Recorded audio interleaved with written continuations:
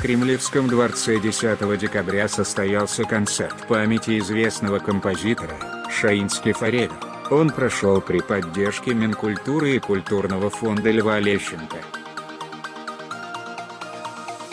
Юрий Антин вышел к зрителям, чтобы рассказать о самых ярких моментах, связывающих его с Владимиром Шаинским. В разговоре с корреспондентом Стархита Антин выразил восхищение поступком Льва Лещенко.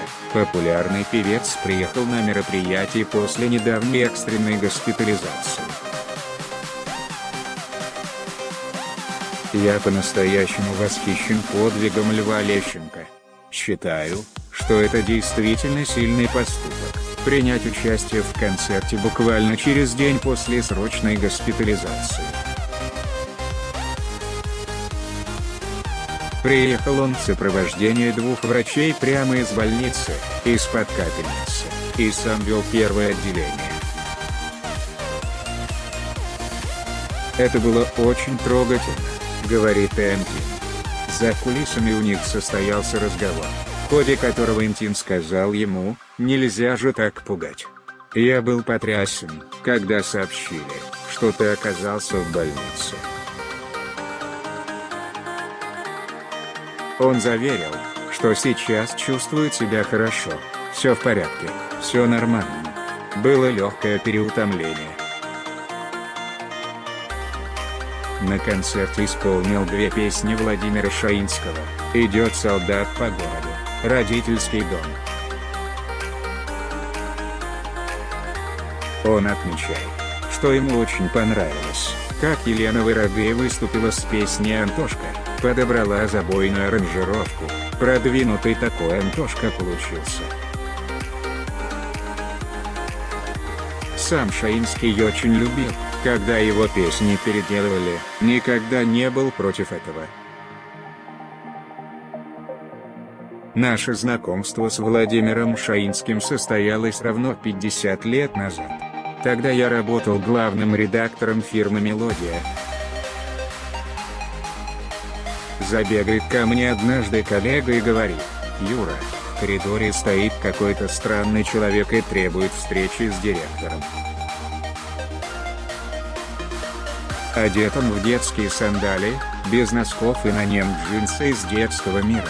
Я вышел и спросил, по какому вопросу он к нам пришел.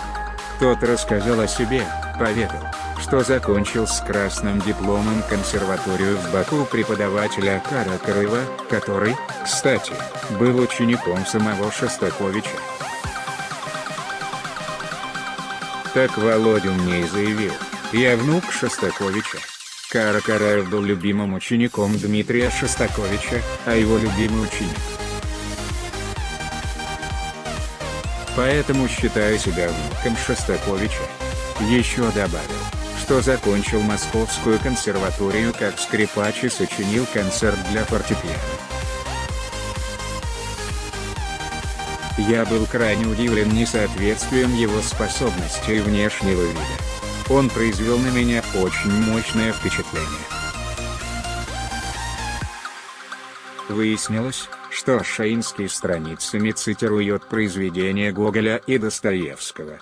Это был парадокс. При таком серьезном образовании он был абсолютный ребенок. Его детскость проявлялась еще и в том, что он постоянно отвлекался на что-то, быстро переключался с одного вида деятельности на другой, вспоминает Антин.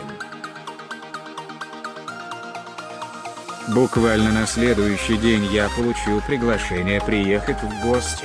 Там познакомился с его трогательной мамой, которую он обожал. Надо сказать, что более бедной квартиры, чем у них, я не видел никогда. У меня тоже была небогатая семья, после войны все материально жили неважно. Но тут все-таки конец 60-х и такая удручающая бедность. Они ели то, чем люди питались во время войны: постное масло, лук и черный хлеб. Обои в квартире скрутились и висели, доставая до пола. Мама штопала ему носки на таком деревянном грибке для штопки. Я уже думал, что все это прошло. В доме был детекторный приемник 1923 года, настоящий раритет. Я поинтересовался, почему он не приобретет современный. На что последовал ответ, что этот хорошо ловит за границу. Он слушал передачи из Англии и США, Севу Новгородцева, «Голос Америки». Нельзя сказать, что он придерживался каких-то особых политических взглядов. Песни свои патриотические, «Не плачь, девчонка» и другие писал абсолютно искренне, от души.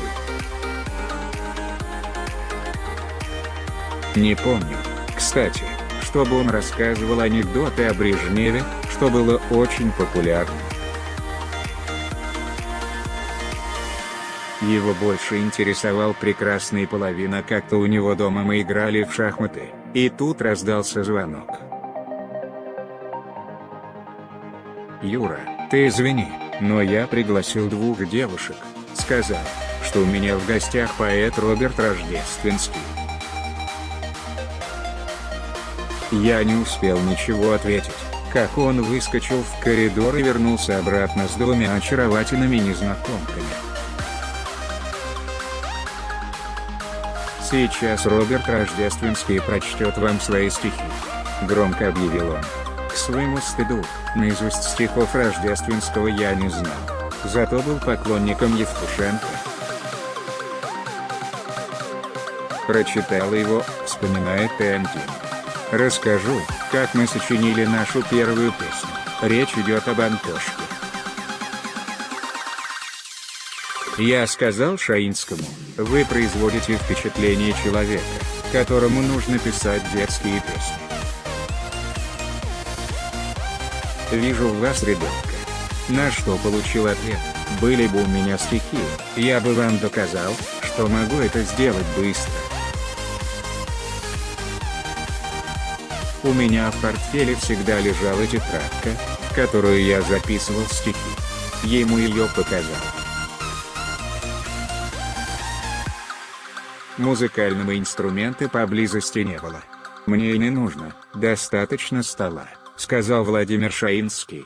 Он принялся отбивать руками такт и тут же при мне сочинил песню. С ним и пошли на радио, но там случилось непредвиденное. Главный редактор детского радио указала на то, что мелодия песни украденная. И в доказательство сыграла песню Леонида Муллермана. Я никакого плагиата не нашел. Но Шаинский после этого случая был какое-то время запрещен на детском радио. Володю я потом отвел на союз мультфильм, и там предложили, чтобы Антошка вошел в веселую карусель. И с этого момента началась его слава, талантливого композитора Владимира Шаинского, песни которого будет петь еще не одно поколение детей во всем мире.